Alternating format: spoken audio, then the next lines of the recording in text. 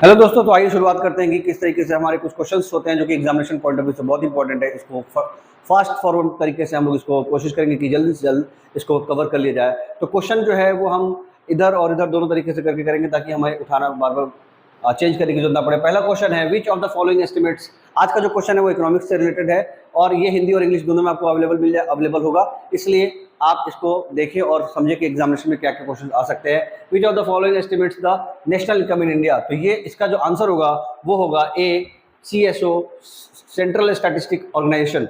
ये इसका आंसर होगा, इसको याद कर लें। नेक्स्ट क्वेश्चन है विच industry employees the largest number of the women in India. मतलब कौन सा ऐसा इंडस्ट्री है जो इंडिया में लार्जेस्ट लेवल पे वुमेन्स को एम्प्लॉयमेंट देती है। तो वो है हमारा टेक्सटाइल इंडस्ट्री। बहुत सारे लोग इसको टी और जूट से भी जुड़ सकते हैं, लेकिन टेक्सटाइल इंडस्ट्री में बहुत ज़्यादा औरतों को लगाया जाता है। नेक्स्ट क्वेश्चन जो है वो 6 नंबर है। क्योंकि यहाँ पे हमें उठाना नहीं पड़ा जल्दी, तो हम यहीं पे देख लेते हैं कि which year was the policy of population planning adopted by the government of India।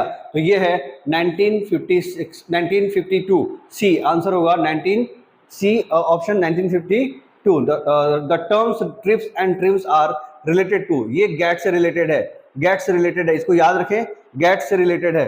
अगला क्वेश्चन देखते हैं कि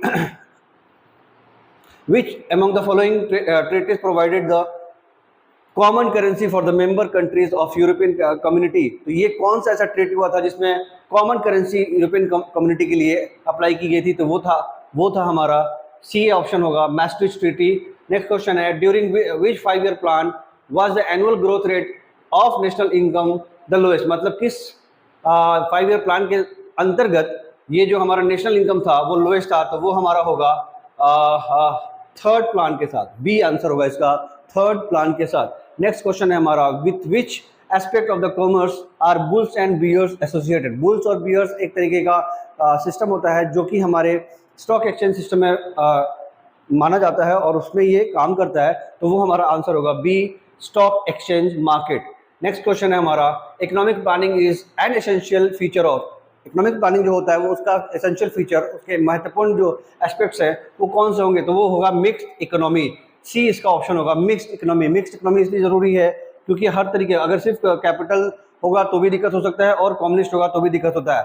और हमारे लास्ट के दो क्वेश्चन बचे हुए हैं, उनमें पहला, उनमें सेकेंड लास्ट क्वेश्चन जो है वो which of the following taxes is a progressive tax. Progressive tax मतलब कि जिस पे भी टैक्स लगे वो कहीं ना कहीं आपको बेनिफिट होता है। तो इनकम टैक्स में मतलब आप टैक्स देते हैं तो पैसा रुक जाएगा, कस्टम टैक्स में भी यही होगा कि पैसा रुक जाएगा, और सेल टैक्स जो है वो प्रोग्रेसिव टैक्स में माना जाता है क्योंकि सेल टैक्स आप जितना देंगे मतलब